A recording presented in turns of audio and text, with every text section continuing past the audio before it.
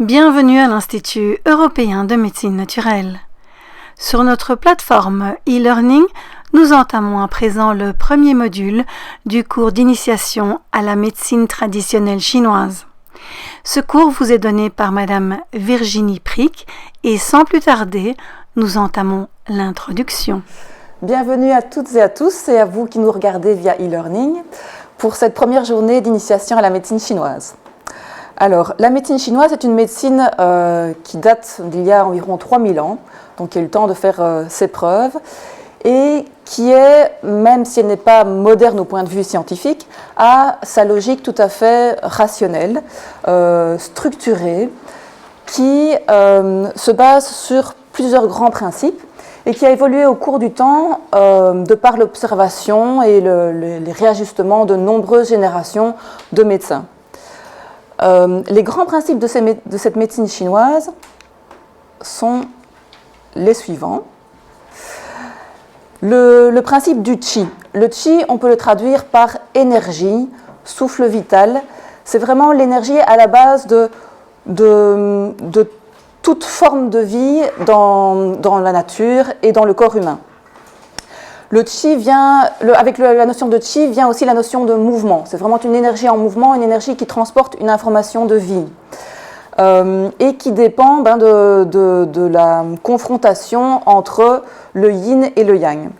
Le yin et le yang, c'est le deuxième grand concept de la médecine chinoise. Ce sont deux phases qui, bien que opposés, sont complémentaires et forment partie d'un même tout, et qui sont toujours dans un mouvement dynamique. De leur bon équilibre va dépendre notre santé aussi. On y reviendra un peu plus en détail par la suite. Le troisième grand concept de la médecine chinoise est celui des 5 phases, qu'on appelle souvent, mais c'est une mauvaise traduction, les 5 éléments. 5 mouvements est une meilleure traduction parce qu'elle rend bien cette notion de dynamique. Les 5 mouvements, ce sont un petit peu les 5 types de transformation du yin et du yang qui va caractériser tout phénomène que ce soit et qu'on peut mettre en relation avec les saisons, les émotions, un couple d'organes, un climat, une saveur, etc. C'est une manière de classifier les choses et de comprendre leur interaction. Et le 4e grand concept de la médecine chinoise est que l'homme est microcosme à l'image du macrocosme. Et il est le trait d'union, le médiateur entre le ciel et la terre. Il y a beaucoup de choses autour de nous dont le corps est le reflet. Par exemple, nous vivons sur la planète Terre, qu'on qualifie aussi de planète bleue, composée à peu près à 70% d'eau. Tiens, notre corps humain est lui aussi constitué à peu près de 70% d'eau. Autre exemple, le Big Bang. Le Big Bang, voilà. Pour l'être humain, qu'est-ce que ça pourrait être le Big Bang? La naissance. Encore un peu avant. La rencontre entre le spermatozoïde voilà. et l'ovule. La rencontre entre le spermatozoïde et l'ovule, le moment de la conception, et après le développement de cellules pour arriver à créer la vie, l'être humain. Donc l'infiniment petit est construit à l'image de l'infiniment grand. D'où le fait que les chercheurs, les savants, les médecins ont pu observer beaucoup de choses dans la nature pour en faire des déductions, pour en faire des corrélations avec le corps humain et pouvoir continuer ainsi leurs observations et leur approfondissement de la bonne circulation de l'énergie dans le corps. Alors justement, si je vous pose la question, qu'est-ce que c'est la santé ? Pour vous, c'est quoi la santé ?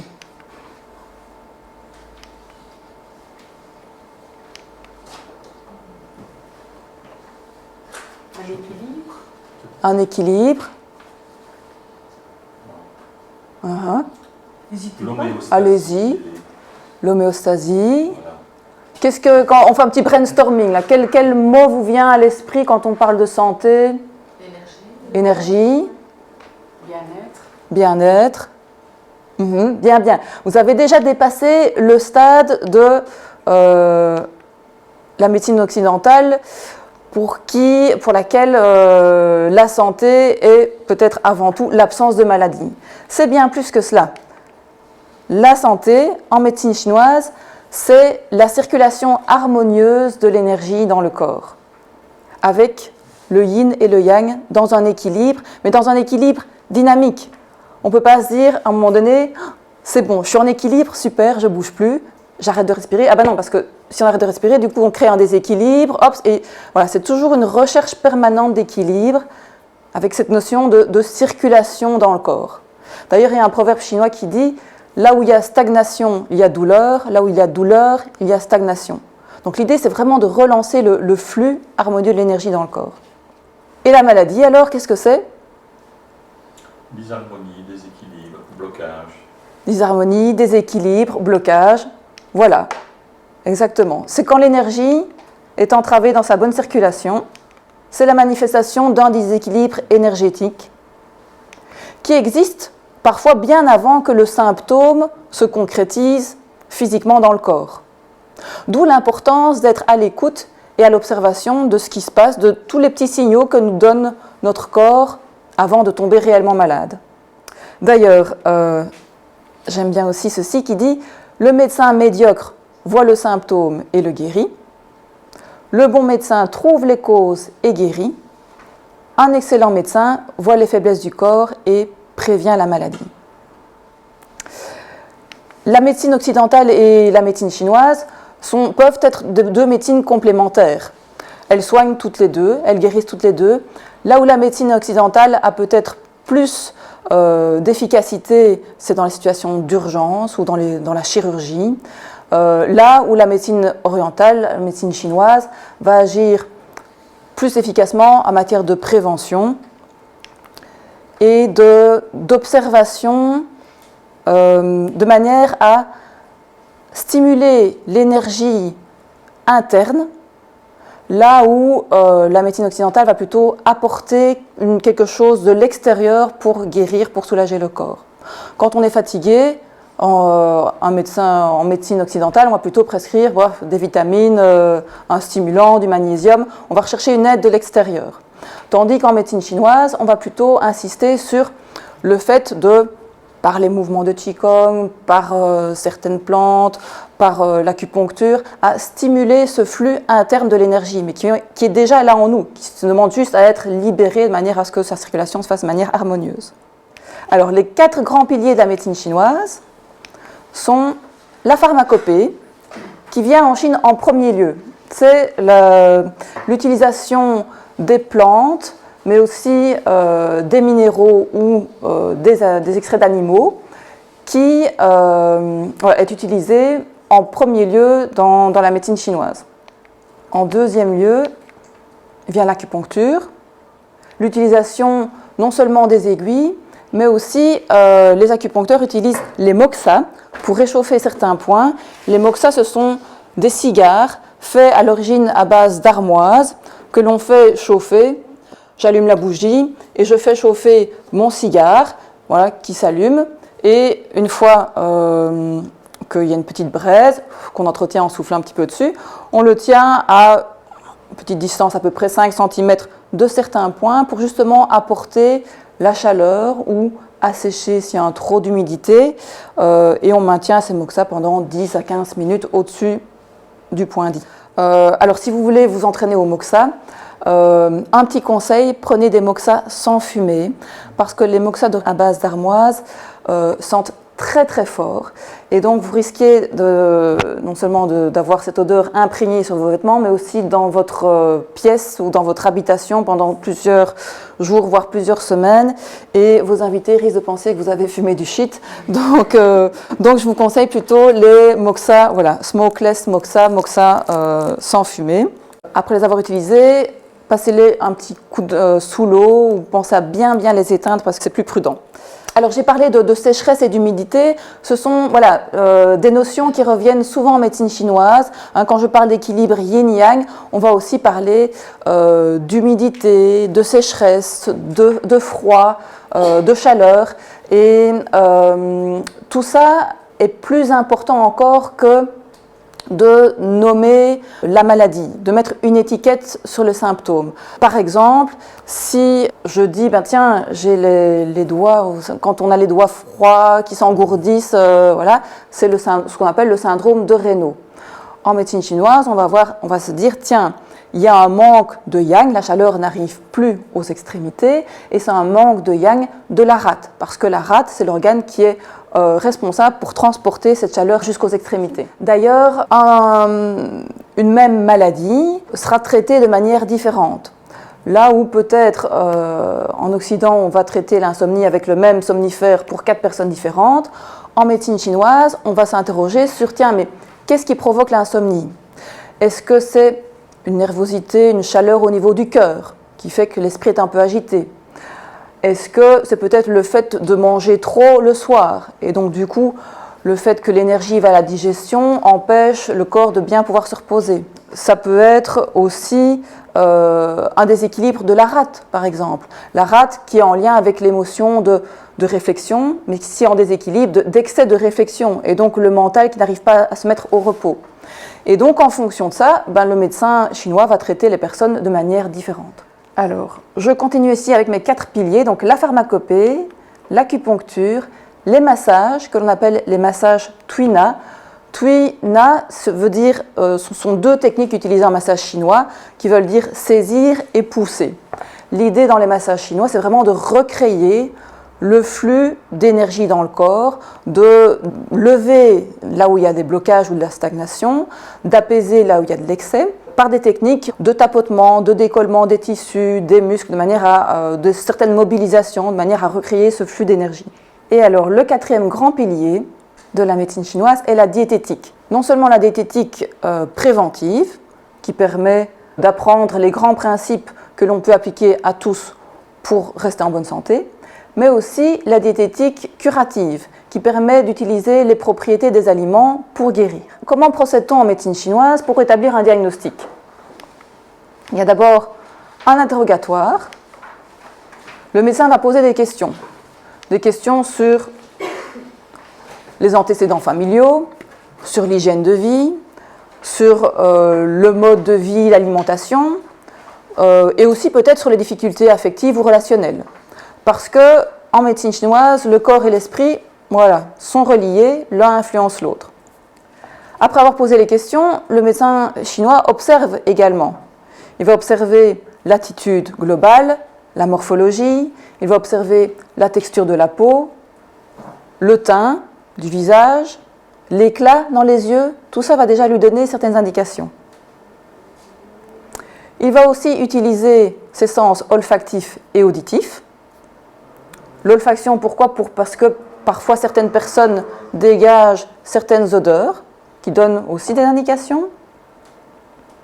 Et auditif, il va écouter le ton de la voix qui reflète l'énergie du poumon. Et alors, dernier outil qu'il va utiliser pour son diagnostic, la palpation. Il va palper le ventre. Les médecins le faisaient aussi chez nous avant, mais ça s'oublie. Palper le ventre pour déceler l'équilibre ou le déséquilibre des organes internes et aussi palper certains points d'acupuncture qui, s'ils se révèlent sensibles, vont aussi refléter là où l'énergie coince. Alors, on va approfondir le grand principe du yin et du yang. Quand vous voyez ce symbole ici du Tao avec le yin et le yang, il y a une partie blanche et une partie noire.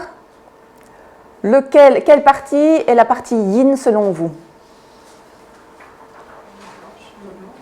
La blanche. Tout le monde est d'accord? La noire? Eh bien oui, c'est la partie noire. C'est la partie noire. Alors, en fait, l'idéogramme chinois, donc je vous fais un petit schéma. En fait, l'idéogramme chinois représente les 2 côtés du yin et du yang, représente les 2 côtés d'une même colline, avec d'un côté le versant exposé au soleil, le versant yang, là où il y a la lumière, plus sec aussi, et de l'autre côté le versant yin, lui plus dans l'obscurité et dans l'ombre. Donc le côté peu exposé, versant nord plus sombre, est bien représenté ici par la partie noire. Donc la partie noire, c'est le yin, toujours un petit peu, voilà, de blanc, de yang. Le germe du yang est dans le yin et le germe du yin est dans le yang. Et on voit bien qu'il y a une idée ici de mouvement. On n'est pas dans une opposition nette avec d'un côté le positif et de l'autre côté le négatif. Ici, on a vraiment le yin qui s'imbrique dans le yang et le yang qui s'imbrique dans le yin, avec l'idée de mouvement, d'alternance et de complémentarité des deux. Quand ici le yin débute, le yang est à son apogée. Quand le yin grandit, le yang diminue. Donc l'un empêche l'ascension excessive de l'autre et ils sont toujours en train de se, quelque part, contrôler, réajuster mutuellement. Le yin et le yang, ça peut se concrétiser dans tout ce qui se passe et dans le corps et dans la vie. L'alternance du jour et de la nuit, des saisons chaudes et des saisons froides, des saisons sèches et des saisons pluvieuses, de l'inspire et de l'expire. D'ailleurs, les Chinois, voilà, on va faire ici un petit exercice que vous avez dans vos feuilles où on va reclasser certains concepts yin et yang dans la bonne colonne. Donc vous avez une colonne yin et une colonne yang. Je vais vous donner des concepts, à vous de remettre ces concepts dans la bonne colonne yin ou yang. Voilà. Alors, quand on a parlé de la colline, on a déjà quelques indications. Si je vous dis ombre et lumière, quel est le yin? L'ombre. Et le yang, la lumière. Si je vous dis temps couvert et ensoleillement, voilà, couvert yin, ensoleillement yang. Si je vous dis chaleur et froid, voilà, facile. Jusque-là, ça va. Hiver et été, voilà. Même chose, printemps et automne. Automne yin, printemps yang. Alors, si je vous dis nord et sud, Nord, yin, sud, yang. voilà. Hommes et femmes,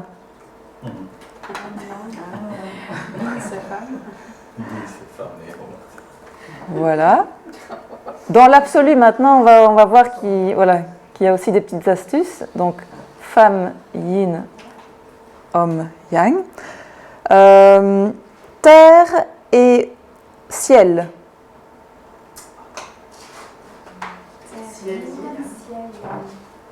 Alors,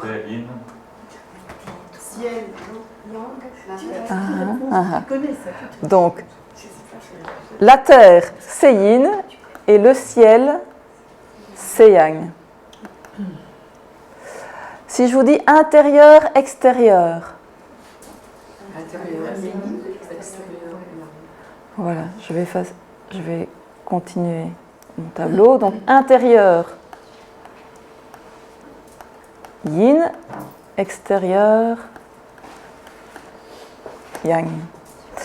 Si je vous dis matière et énergie.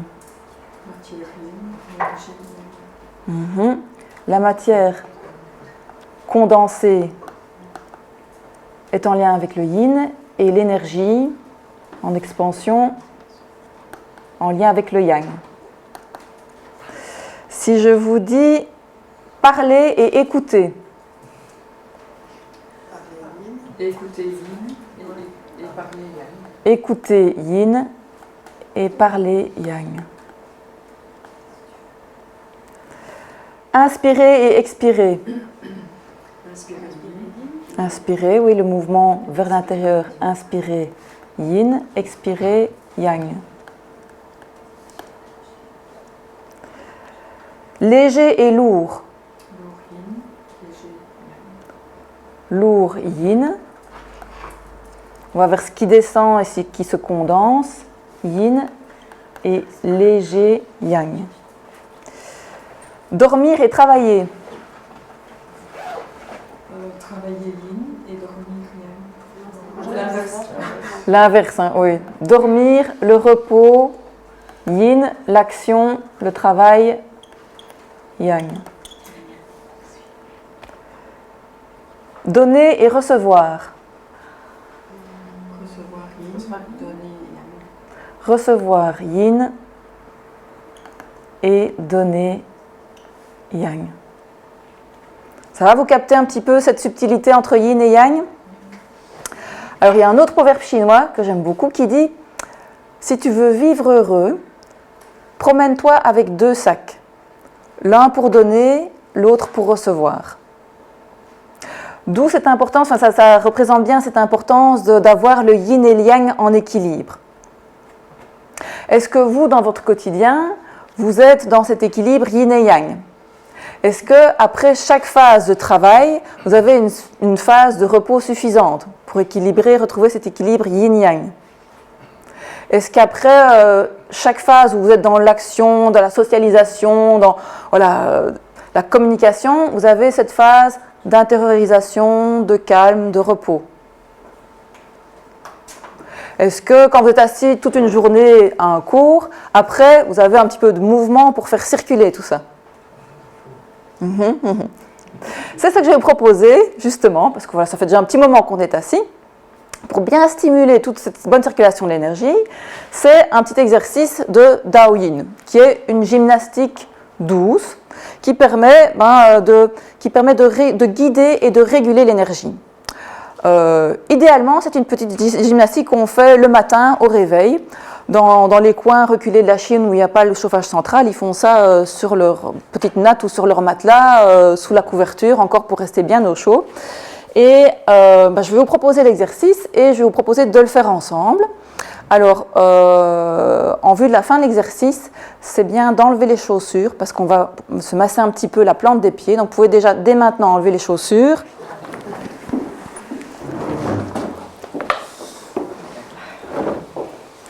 Alors, durant l'exercice, on va souvent répéter les mouvements 9 fois, parce qu'en numérologie chinoise, le chiffre 9 est associé à l'énergie céleste qui permet de lever les blocages, et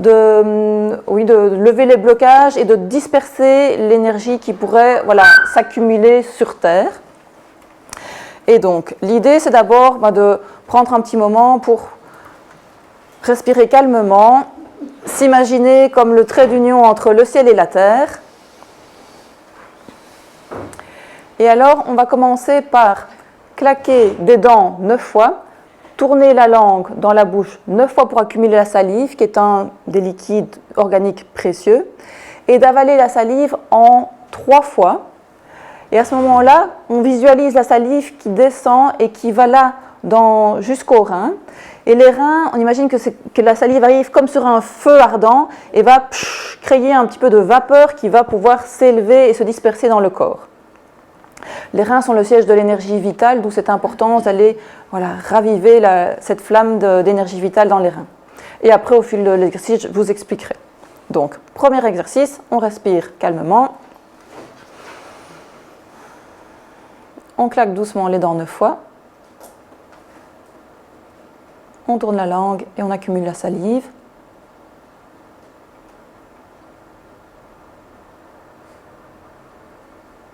On avale en 3 fois.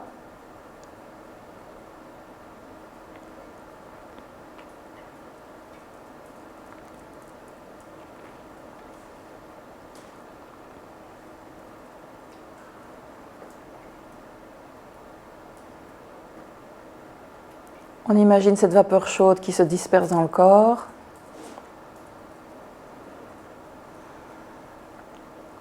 Et puis on va amener le chi, la chaleur, dans les mains.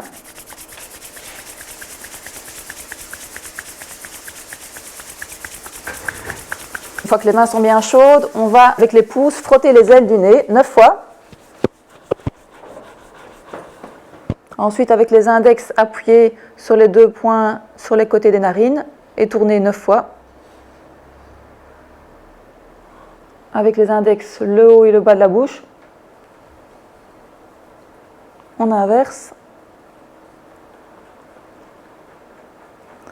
On masse les orbites 9 fois en appuyant bien.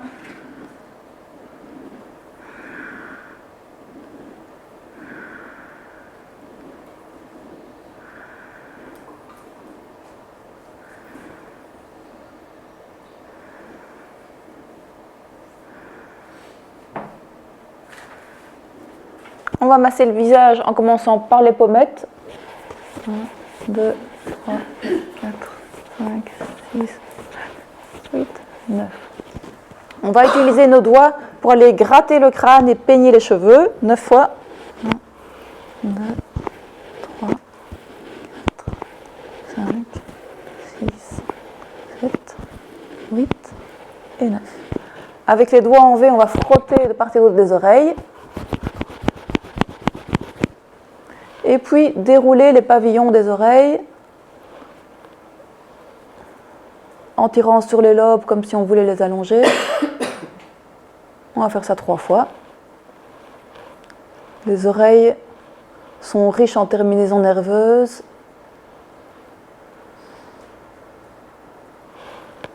On y retrouve toutes les zones réflexes du corps. Donc c'est une manière de stimuler notre équilibre général.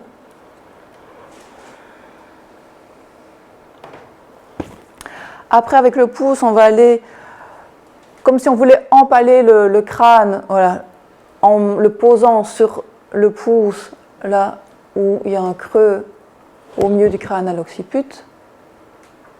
On tournicote un petit peu. Et même chose sur les 2 trous latéraux, là où s'accumule souvent de la tension. On respire bien.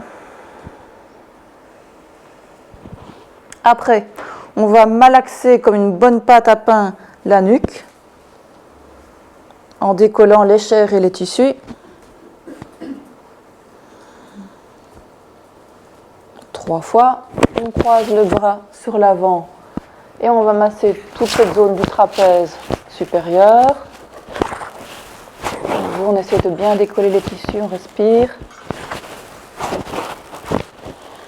Même chose de l'autre côté.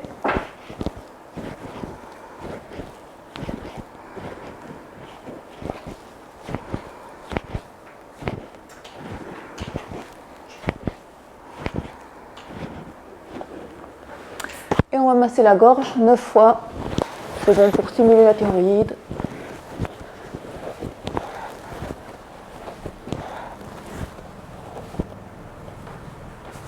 On va chauffer sous les clavicules.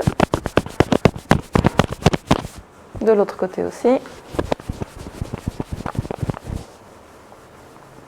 Et maintenant que toute cette énergie est réveillée et vivifiée à ce niveau-ci, on va l'amener jusqu'aux extrémités.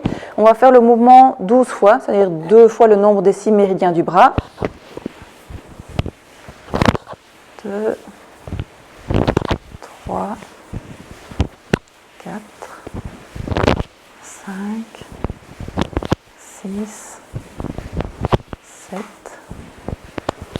8, 9, 10, 11. On va bien jusqu'au bout des doigts. 12. Même chose de l'autre côté. 1, 2, 3, 4, 5, 6, 7, 8, 9, 10, 11 et 12. Très bien. Et maintenant, on va faire descendre l'énergie vers le ventre. Donc, on part du sternum et on appuie bien sur la descente jusqu'au pubis. 9 fois.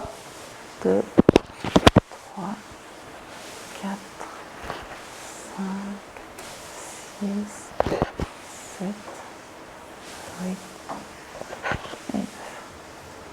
On va chauffer les côtes, ce qui va stimuler les organes de la digestion, foie, vésicule biliaire, rat, estomac. 1, 2, 3, 4, 5, 6, 7, 8, 9. Et on va aussi masser les intestins. Alors ici, dans le sens des aiguilles d'une montre, pour ceux chez qui ça va bien ou ceux chez qui il faut stimuler un peu le transit. Dans le sens inverse des aiguilles d'une montre, pour ceux qui ont un transit fulgurant ou un peu trop rapide.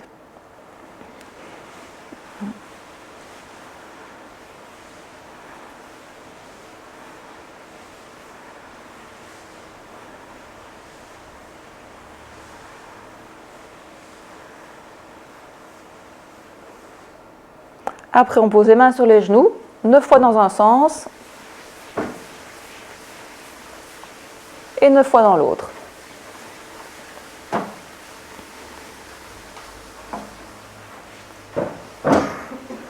Après, on va mettre ce point au centre de la paume, qui est le point Laogong, par où passe facilement l'énergie. On va le mettre en connexion avec ce point ici, sous la voûte plantaire, le point 1 du méridien des reins, aussi point important d'énergie. On va les mettre en connexion et imaginer, en tournant, que cette spirale d'énergie remonte dans notre corps. Alors ici, on va le faire 9 fois 9 fois, 9 fois 9, donc 81 fois. Alors, en tournicotant et en visualisant bien cette spirale d'énergie.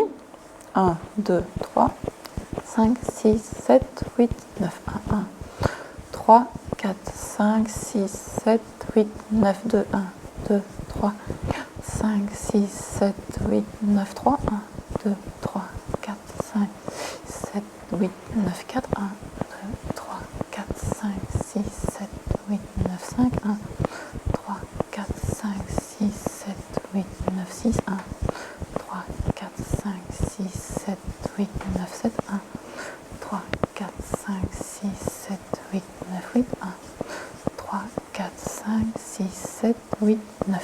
Très bien. Et même chose avec l'autre pied.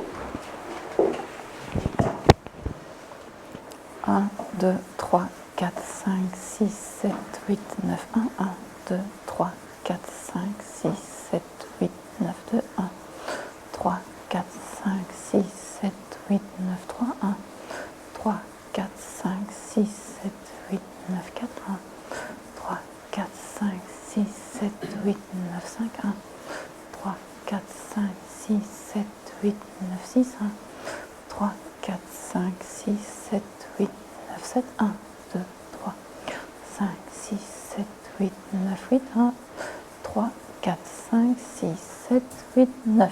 Très bien. Maintenant, il nous reste juste à amener, à faire circuler cette énergie le long des jambes. Donc, pouvez vous lever, prenez un petit peu d'espace.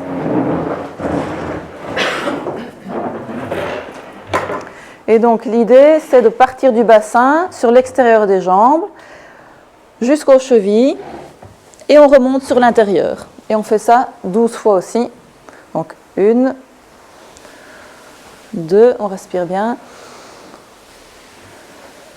3, 4, 5, 6, 7, 8, 9, 10, 11 et 12. Voilà. Et voilà, ça vaut, maintenant il n'y a même plus besoin de petit café pour commencer la journée, l'énergie circule, c'est bon, on a une bonne mise en route. Comment vous sentez-vous? Vivifié? Froid aux pieds? Ah oui.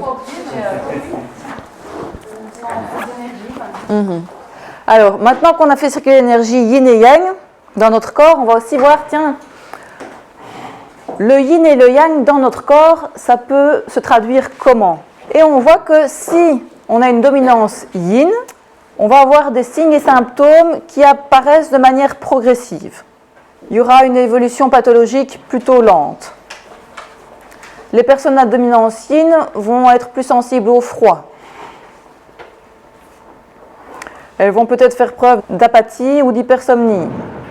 Ce sont des personnes qui aiment être bien couvertes, qui aiment se coucher dans leur lit en chien de fusil,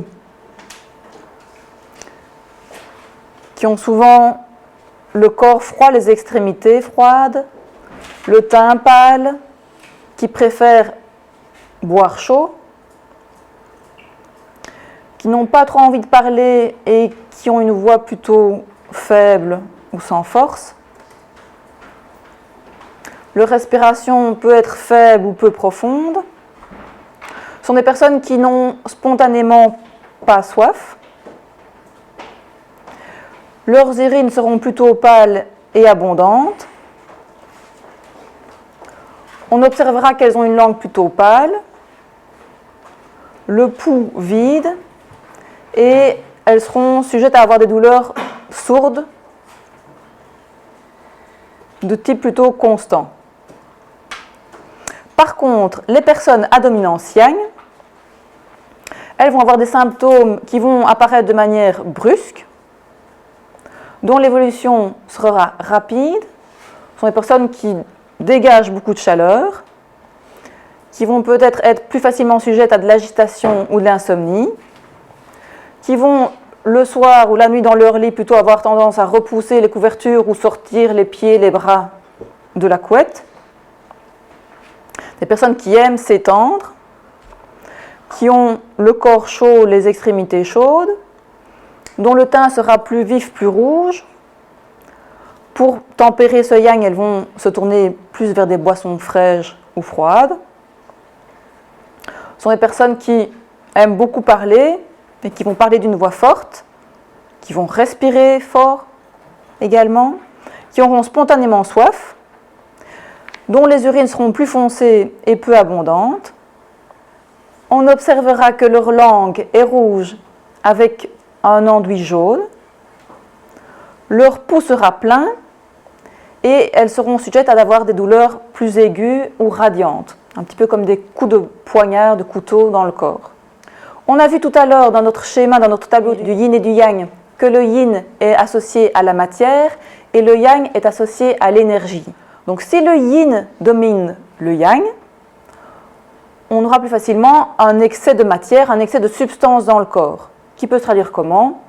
Par des mucosités, que ce soit au niveau ORL, au niveau vaginal, que ce soit des glaires, que ce soit de la rétention d'eau, des œdèmes, des tissus qui gonflent, de l'obésité.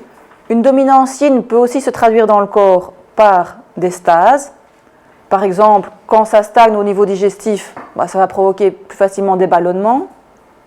Ou on peut être atteint de constipation par manque de yang. Il n'y a pas assez de force d'énergie pour mettre le transit en mouvement. Et une dominance yin peut aussi se traduire par une hypofonction. Par exemple, hypothermie ou hypothyroïdie.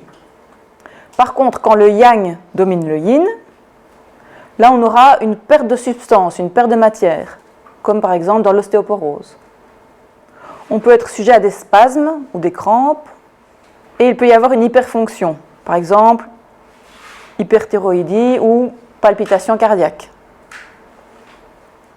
Donc, tout symptôme qui se caractérise par un excès de matière, par des stases et qui s'améliore par le mouvement et la chaleur, indique une dominance yin. Donc, comment est-ce qu'on va traiter? En apportant du yang pour établir l'équilibre. Alors qu'un symptôme qui évoque une perte de matière et qui s'améliore au repos ou avec le froid montre une dominance yang. Donc, pour établir l'équilibre, là, il faudra stimuler le yin. Si je vous dis, par exemple, si je vous donne l'exemple d'une personne qui a le nez bouché, qui a beau se moucher mais qui n'arrive pas à éliminer, qui a la gorge gonflée et qui a plutôt froid et pas envie de boire, là vous me dites c'est une dominance yin. Et donc pour traiter, qu'est-ce qu'on va faire? On va apporter du yang, de la chaleur, on va tonifier le yang, un bon massage bien tonifiant, vivifiant, des plantes ou des épices qui vont apporter ce coup de piquant, de mise en mouvement, du gingembre pour ouvrir les pores, faire sortir, faire transpirer, mettre l'énergie en circulation. Si par contre je vous donne l'exemple d'une personne qui a la gorge irritée, le nez qui chatouille, qui éternue sans arrêt et qui a une toux sèche, qui a chaud et tout le temps envie de boire, alors là vous me direz c'est une dominance yang. Et donc qu'est-ce qui fera du bien à cette personne? Du yin, donc de boire beaucoup, de prendre du repos. Ce qui est intéressant aussi avec le yin et le yang, c'est, à votre avis, lequel des deux, le yin ou le yang, est responsable de la perception de la douleur? Le yin. le yang. Le yang, c'est le côté responsable de la perception de la douleur. Un exemple, si vous êtes piqué par une abeille, voilà, là vous avez une sensation douloureuse qui va être tempérée si vous mettez un glaçon dessus, du froid, du yin dessus. Les personnes à dominance yang vont, moi dans ma pratique de massage, avoir par exemple en réflexologie plantaire des pieds beaucoup plus sensibles, beaucoup plus réactifs qu'une personne yin. Le fait de ne rien sentir n'est pas forcément preuve que tout est en équilibre. Peut juste montrer que la personne a une dominance yin et sent peu. De même que des pieds très réactifs ne veut pas forcément dire que tout est en déséquilibre, mais traduit une dominance yang. Et donc dans le cas aussi où on a une perte de perception dans nos sens, de toucher, d'audition, de vue, ça signifie aussi qu'on a une perte de yang à ce niveau-là. Je vous propose de faire une petite pause maintenant, et après la pause, on entendra les organes, les entrailles et leurs fonctions vues du point de vue de la médecine chinoise. Ainsi s'achève la première partie, réservée à l'introduction au cours d'initiation à la médecine traditionnelle chinoise. Nous vous donnons bien entendu rendez-vous pour la deuxième partie, qui sera quant à elle consacrée aux organes, aux entrailles et à leurs fonctions. À tout bientôt!